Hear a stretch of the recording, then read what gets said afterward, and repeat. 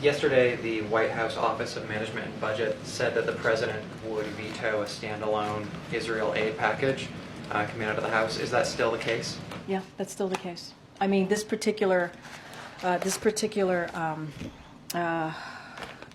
you're talking about what the House put forth. Look, and you heard, I tweeted about this as the SAP came out as you just stated. Look, the president put forward, and I said this before, a national security supplemental. And the reason why the president puts forth a national security supplemental is because, like every other president, it is an emergency request. It is an important request on behalf of Americans and our national security. And that included the support of Israel, Ukraine, and our partners in the Indo-Pacific, as I was just talking about, as well as a robust humanitarian assistance as well. They are all important so that we can continue to move forward in these elements in a way that is important to our national security. And instead of working in good faith to address the most pressing national security challenges, the Israel-only supplemental is another cynical. It truly is a cynical political maneuver. That's how we see it. There's a way to deal with this in a comprehensive way, right? That's what this national security supplemental, not do it in a piecemeal. That's not how we want to do this. We want to do this in a comprehensive way. And it does not help this bill, this bill that has been introduced. It doesn't help the people of Ukraine that really need it. It doesn't offer humanitarian assistance to people who need it. It's not including Palestinian civilians who have nothing to do with Hamas, and makes a political game of Israel's security. That's what we're seeing. So we don't want to see politics here. We want to do this in a way that meets our needs at this moment, our national security needs. And then a second question. The president said last month that there was a crisis at the border. I know the White House is calling on members of Congress to, I think in your words, to put policy above politics. In the absence of that, though, is the president evaluating any executive actions that he could take on his own to address that crisis? Is he looking at perhaps a menu of things like, maybe a state of emergency or new policies that he can act on his own? We have a bipartisan agreement that the Senate put forth. Republicans and Democrats came together. There's actually a piece of legislation. Text came out on Sunday. Folks have been working on that for 2 months, and it is the toughest and the fairest piece of legislation that we've seen in decades. There is something out there, right there in Congress, for them to answer those questions that you just asked me. It is unfortunate that politics is getting in the way. The Border Patrol Union, Phil, supported this legislation.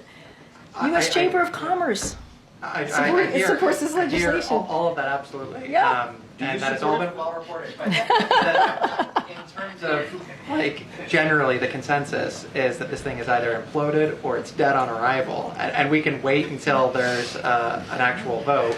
But is there anything that the president himself is evaluating that he could do, assuming what we all expect is going to happen happens, which is that this bill does not pass? We want to see this agreement move forward. That's what we want. I don't have anything else to speak to. Go ahead, George. It's been 2 weeks since the court gave the president a victory over Texas on border control. 2 days ago, Governor Abbott said he's going to expand Texas's control of another stretch of the border. Has Texas won the showdown? When can we expect to see any action by the president in response?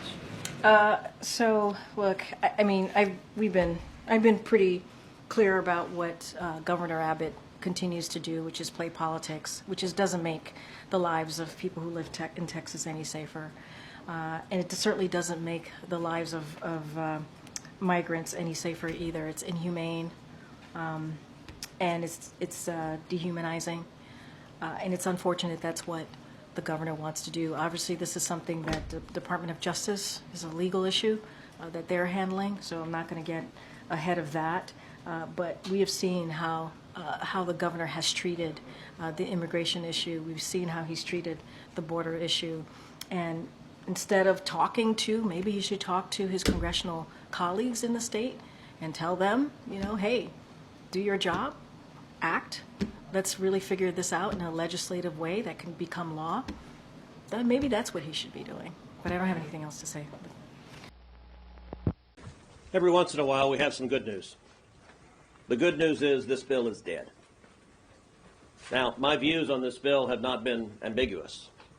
At the last press conference we had here, I described it as, quote, a steaming pile of crap. Some people afterwards criticized that characterization. Can't imagine why. And they said, well, you haven't read the text, so how can you say that? And you're right. All I knew was what had been described by the bill sponsors. Well, now we've seen the text, and it turned out my assessment was far too kind. This bill is a terrible bill. I'm going to break it down on two metrics. Number one, policy, and number two, politics. On policy, why is this bill a terrible bill? Because it does not solve the problem. We have the worst rate of illegal immigration in our nation's history. People are dying. Children are being brutalized. Women are being sexually assaulted. Over 100,000 people died of overdoses last year. This bill doesn't fix it. Understand, this border crisis is deliberate. Joe Biden caused it. He caused it by his own unilateral decisions. 3 decisions caused this crisis, all made the first week of his presidency.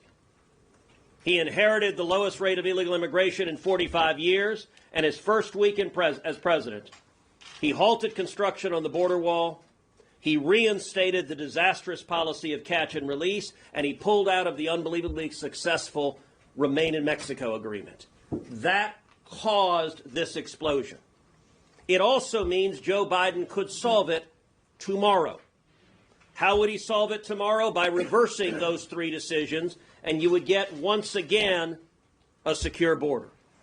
Joe Biden doesn't want to secure the border. Kamala Harris doesn't want to secure the border. Chuck Schumer doesn't want to secure the border. And this bill was designed not to secure the border.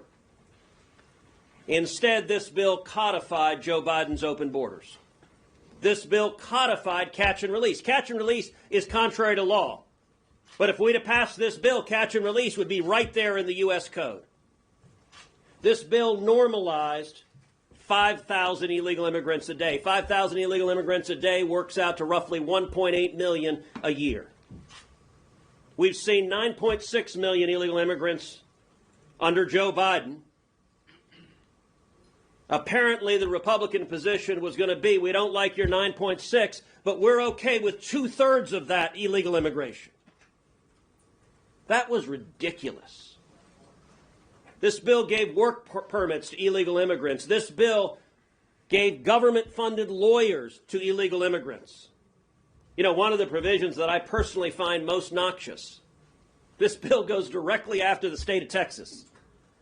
And it says all litigation about immigration, you can't sue in Texas anymore. You got to come to Washington, D.C., to one of the most liberal courts in the country. Texas, sorry, we're throwing you out of court in Texas. You got to come to D.C. As I observed on X last night, one sane Republican would side with Joe Biden over the state of Texas in this battle to secure the border. That's what this bill did. So as a policy matter, it was terrible policy. And as a matter of politics, it was even dumber. It was obvious from day one this bill would never pass into law. Speaker of the House said it was dead on arrival. House leadership all said it has 0 chance of passage. So if it wasn't going to pass into law, if you knew that, and we did know that, what was the purpose of it?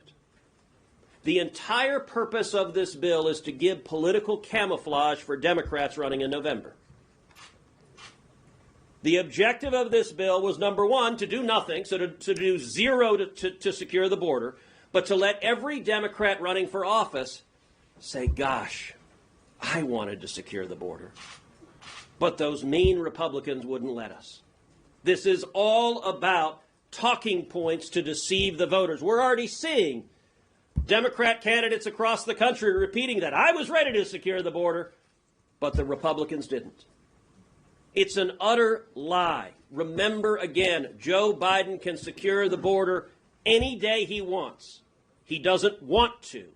And by the way, we could have passed legislation that every one of us would have supported. H.R. 2 that passed the House of Representatives. I've introduced H.R. 2 in the Senate. Chuck Schumer wants a bill that I'll vote for Ukraine aid on it. Give me Ukraine aid and H.R. 2 and I'll vote for that. because that actually would secure the border. And what did Chuck Schumer say at the outset? Nope. H.R. 2 is off the table. Why? Because the Democrats do not want to secure the border. They want this invasion, and the Americans who are dying as a result, they're willing to look the other way.